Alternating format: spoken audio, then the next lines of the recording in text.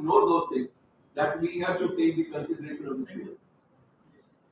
Ji sir, with due respect to the dais, मैं आपसे जो स्कूल और कोचिंग की बात हो रही है ना, उसमें मैं ये कहना चाहता हूँ कि एक एंटिटी है लीगल, जिसको मान्यता मिली है, एफिलिएशन मिला है, रजिस्ट्रेशन हुआ है, और दूसरी तरफ है जिसको अभी रेगुलेट नहीं किया गया है।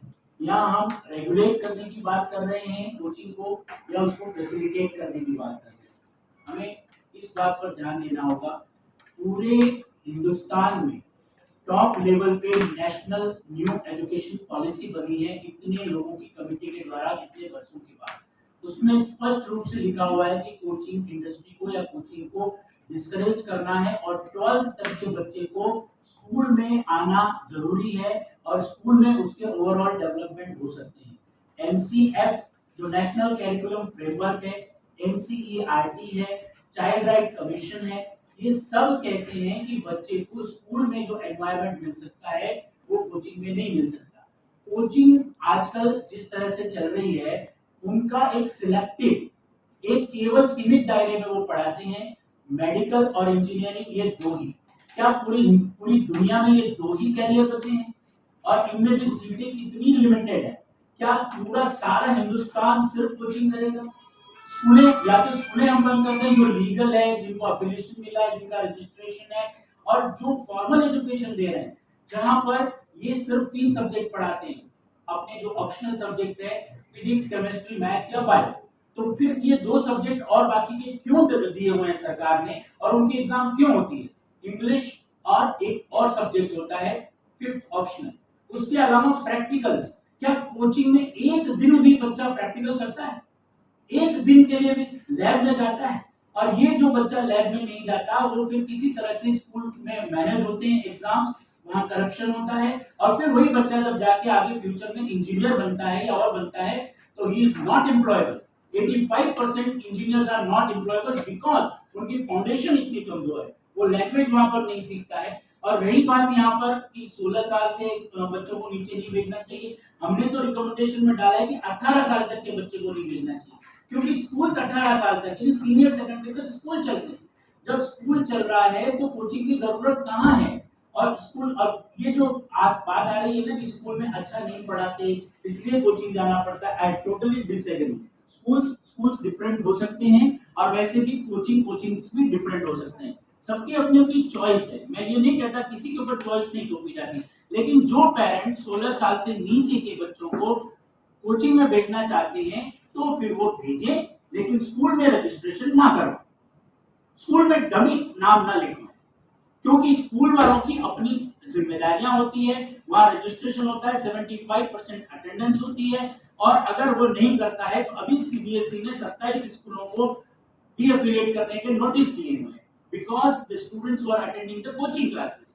तो इस तरह से अगर बच्चा, आप लोग हायर एजुकेशन में हैं, क्या आप ये रिकमेंड करेंगे कि बच्चा कॉलेज में अटेंडेंस ना दे, इंजीनियरिंग कॉलेज में अटेंडेंस ना दे? 75% अटेंडेंस जब कंपलसरी है तो वो पेरेंट्स उसको स्किप करके 100% की स्कूल में नाम ही नहीं लिखवाना, तो मत लिखवाइए, कोचिंग में पढ़ाइए बच्चे को ओपन स्कूल से, फिर बाद में वोट दिलवा देना। आप इलीगल काम क्यों कर रहे हो? स्कूल में रजिस्ट्रेशन मत करवाइए। दूसरी बात, मैं जो कह रहा हूँ कि 18 साल तक के बच्चे को कोचिंग में नहीं डाला जाना चाहिए, उसका रीजन है, अगर आप कहते हैं कि स्कूल टाइम के बाद या स्कूल टाइम के पहले, तो सर अगर हमारा ये एक्ट बन रहा है तो ये प्रैक्टिकल व्यवहारिक होना चाहिए। आप मुझे बताइए कि जो बच्चा शिविरा पंचांग के अनुसार 6 घंटे स्कूल पढ़ेगा, वो 6 घंटे स्कूल पढ़ने के बाद आने जाने में उसका 1-1 घंटा लगेगा, घर से स्कूल आ रहा है, जहाँ कहीं भी होता है, डिफरेंस होता है, कहीं को ज्यादा टाइम भी लगता है, कहीं कम टाइम लगता है, लेकिन वो टाइम लैग के बाद में फिर वो अगर कोचिंग जाता है तो 1-1.5 घंटे का गैप हो गया स्कूल और कोचिंग में, और उसके बाद 4.5 से 5 घंटे, 1.5 घंटे की 3 क्लासेस होती है, बीच में गैप्स होते हैं, तो 5-5.5 घंटे कोचिंग लगती है। 6 और 5 11 घंटे प्रैक्टिकली रोज बच्चा क्या पढ़ सकता है? This is just impossible. यहाँ पर हम एक चोरी का रास्ता छोड़ रहे हैं, यानी अगर आप कहोगे स्कूल टाइम के बाद में और पहले बच्चा पढ़े, सर्दियों के टाइम पर पूरे राजस्थान में सरकार के नियम के अनुसार सुबह 10 से स्कूल लगती है और 4-4:30 छुट्टी होती है।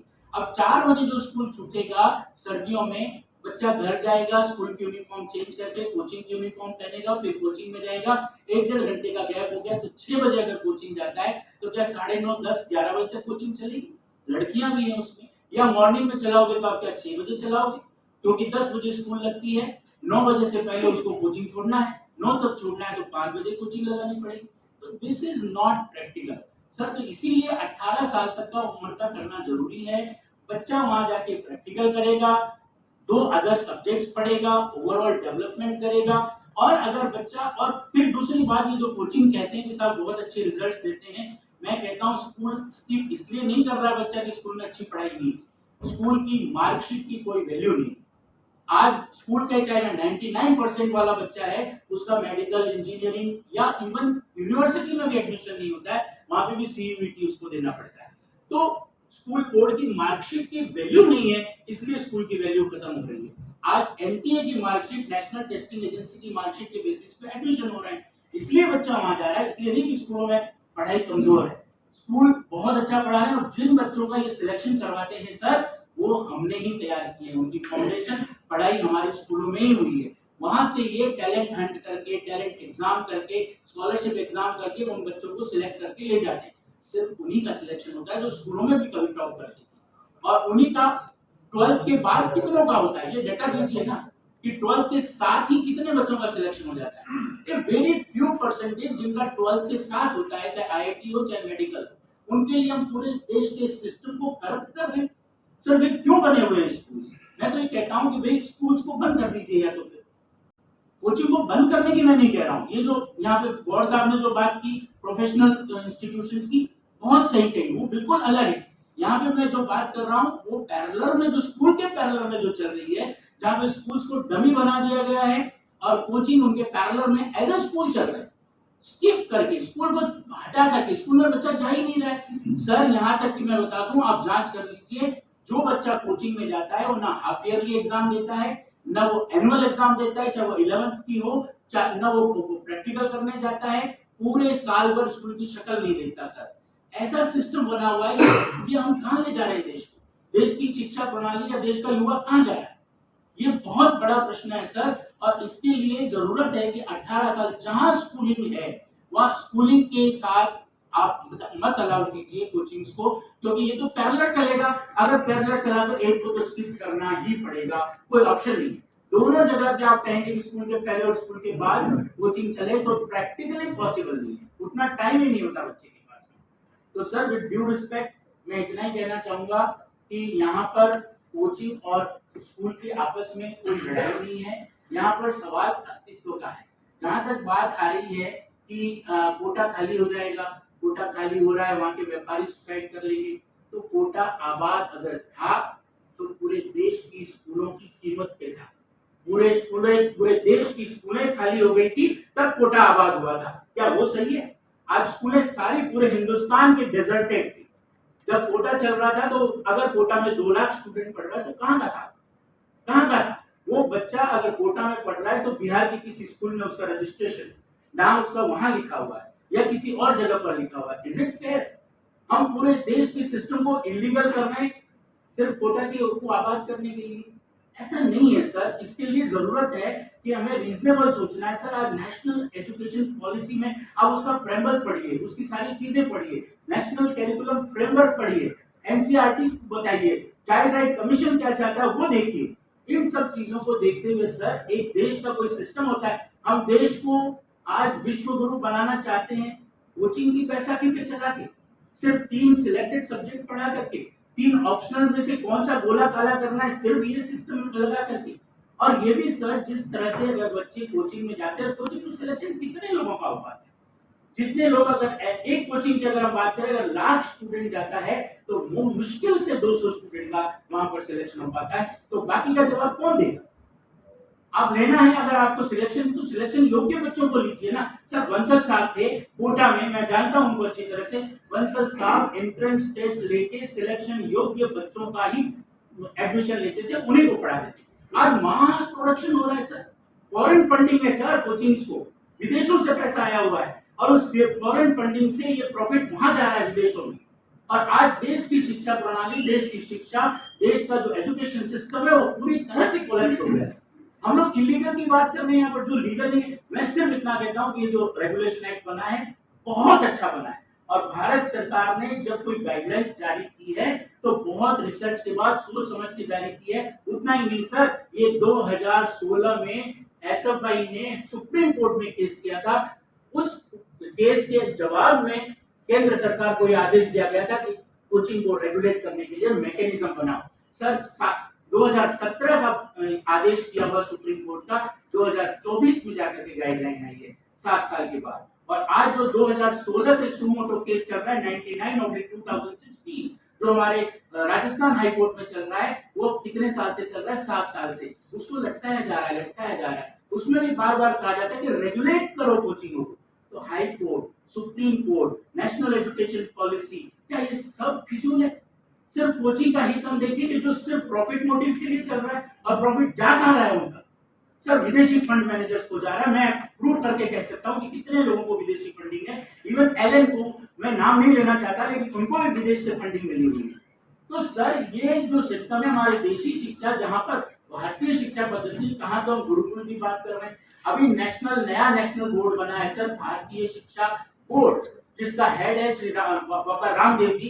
अप्रूव्ड बोर्ड हो चुका है, वहां पे भारतीय शिक्षा पद्धति की बात हो रही है। और यहाँ हम सिर्फ मेडिकल और इंजीनियरिंग की कोचिंग के पीछे पूरे देश की शिक्षा को बर्बाद कर रहे हैं। और फिर भी कोई जाना चाहता है तो जाए, मैं नहीं कहता कि मत जाओ, लेकिन फिर आप ओपन स्कूल से आप वोट दिला दीजिए ना। स्कूल को इलीगल क्यों कर रहे हैं? जहाँ पे आप अटेंडेंस की हाजिरियां नहीं होती, जहाँ स्कूल में आप प्रैक्टिकल करने नहीं जा सकते, और जहाँ पे आप एग्जाम देने नहीं जा सकते। सर बहुत बड़ी विडंबना है। और ये सिस्टम, कोचिंग को तो रेगुलेट करना ही चाहिए। अगर देखिए, मैं ईमानदारी से कहता हूँ कि आज हम स्कूल वाले सिर्फ 3-4 लोग यहाँ पर हैं और कोचिंग वाले 25 से ज्यादा हैं। हम उनका मुकाबला नहीं कर सकते, संख्या से भी, फाइनेंस से भी, और पॉलिटिकल कनेक्शन से भी। आई एडमिट, उनका पॉलिटिकल कनेक्शन, फाइनेंशियल कनेक्शन हमसे बेहतर है। उनके पास विदेशों की फंडिंग है सर, हमारे पास नहीं है। आज ये कहते हैं कि सर हमको अगर शिक्षण संस्थान नहीं मिलेंगे तो वो है क्या, मुझे ये बताइए। अगर उनको शिक्षण संस्थान की परिभाषा में नहीं डालेंगे तो क्या है? और अगर उनको हमारे बराबर, हमको भी कोई प्राइवेट स्कूलों को कोई फ्री में कुछ नहीं देता, हमें भी कमर्शियल चार्जेस बिजली के देने पड़ते हैं, हमारे ऊपर भी पानी का, बिजली, हमें कमर्शियल लैंड यूज कन्वर्ट करवाना पड़ता है। प्राइवेट स्कूल्स में कोई रियायत सरकार की तरफ से हमें नहीं मिलती। एक minute sir, please let me complete. Sir please let me complete. At an outset, I'm saying, at least on behalf of them, we welcome this. We welcome this bill. So I think why I interrupted you was, and sorry for that, apologies for that. That I think the impression is being given we are against it. No. At an outset, I'm saying, with a loud voice, I'm saying, we welcome this. Sir बिल्कुल, हम भी इसका बहुत स्वागत करते हैं। Long awaited था, ये बहुत डिले हो चुका है। और अब एक दिन का डिले भी अगर इसके लिए होता है, एक सत्र का, विधानसभा सत्र का डिले होता है, तो देश का बहुत बड़ा नुकसान ऑलरेडी हो चुका है सर। और मैं यहाँ पर, इसमें सर ने, गौड़ साहब ने जो कहा और कुछ लोगों ने और भी कहा कि इसमें ये बात सही है कि ये पूरा बिल जो है वो 12th तक की कोचिंग, जो मेडिकल इंजीनियरिंग को लेकर के, उसी को फोकस किया गया है। ये जो कैरियर वाले जो है ना, उनकी हमें भी कोई आपत्ति नहीं, वहां करेगा बच्चा, कैरियर के लिए कोचिंग करेगा उसकी, और उसकी इसमें कंसिडर भी नहीं किया गया उसको। लेकिन ये जो उनके लिए किया गया है मेडिकल और इंजीनियरिंग की कोचिंग के लिए, उसके लिए ये बहुत अच्छा है सर। मैंने इसकी एक एक लाइन पढ़ी है, बहुत डिटेल में पढ़ी है। आई रियली हाईली एडमायर जिन्होंने भी ये ड्राफ्टिंग की है, जिन्होंने भी बनाया है, बहुत बधाई के पात्र है। सब कुछ इसमें आ चुका है, लेकिन बस ये अक्षरशः पालन, इसको डाइल्यूट नहीं कर दिया जाए सर, आई रिक्वेस्ट। क्योंकि यहाँ पर मुझे पता है कि कोचिंग लॉबी बहुत स्ट्रांग है, बहुत पावरफुल है, एंड हम लोग उनके सामने कुछ नहीं है। हम लोग यूनाइटेड नहीं है, ये लोग यूनाइटेड भी हैं और पावरफुल भी हैं। ये कुछ भी कर सकते हैं सर, पर अगर ये बिल अगर यूं का यूं आएगा तो सर ये एक लाइफ चेंजिंग होगा, ये हिस्ट्री क्रिएट करेगा, और राजस्थान पूरे देश में नंबर 1 इस मामले में तो हो जाएगा सर। और हम यहाँ पे बात कर रहे हैं कि सर यहाँ का बिजनेस कहीं और चला जाएगा, तो सर क्या हम बिजनेस के लिए सब कुछ कर रहे हैं? क्या एक एजुकेशन एक बिजनेस ही बना हुआ है? सर सुप्रीम कोर्ट में सेक्शन 1G ये कहता है कि education can not be for profit. TMFI का फैसला है जो ये कहता है कि education can not be for profit. और हम कोचिंग के रास्ते से प्रॉफिट भी कमा रहे हैं, उनको भी कमाने दे रहे हैं और 18% जीएसटी भी हम ले रहे हैं। तो फिर हम कहाँ जा रहे हैं? फिर एजुकेशन को फॉर प्रॉफिट हमारे लिए भी खोल दीजिए ना। हमें तो स्कूल वालों को तो कहते हैं कि you have to come through trust और society and you cannot make मेक प्रॉफिट। हम लोग जितने भी स्कूल्स वाले बैठे हैं, we are not allowed to draw any money, any profit from the schools. उसके बावजूद भी हम सब कुछ कर रहे हैं। तो कोचिंग इंडस्ट्री एक बैकडोर से, पीछे के रास्ते से, एक इलीगल तरीके से प्रॉफिट कमाने का रास्ता है और एजुकेशन को, स्कूल्स को रिप्लेस कर रहा है।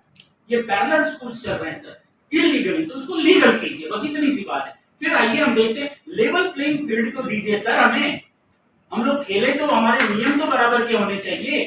हमारे नियम बराबर के हैं नहीं आज, और फिर हमको ये कह रहे हैं कि साहब आप कुछ नहीं कर रहे हो। आज सर मेरी मार्कशीट की वैल्यू नहीं है इसलिए हम पिछड़ रहे हैं। मेरी मार्कशीट का वेटेज कर दीजिए सर, 50% वेटेज, एंट्रेंस एग्जाम का 50 और 50 हमारा कर दीजिए, फिर देखिए सर स्कूल में बच्चा दिखता है कि नहीं दिखता है। तो प्रॉब्लम बहुत मल्टीफोल्ड है सर। और यहाँ पर मैं सिर्फ इतना कह चाहता हूँ, मैंने यहाँ पे सुझाव बहुत दिए हैं, एक और लेकर के आया हूँ। आई सबमिट माई सजेशंस, और हमने पहले भी सबमिट किए। मैं national independent schools alliance NISA जो राष्ट्रव्यापी संगठन है उसको रिप्रेजेंट कर रहा हूँ, और हम और भी दोबारा सुझाव दे रहे हैं। हाईली अप्रिशिएट करते हैं सर, और हम ये चाहते हैं कि योग का योग पास हो। अगर इसमें कोई कमी आती है तो एक दुर्भाग्य होगा। Please, thank you very much.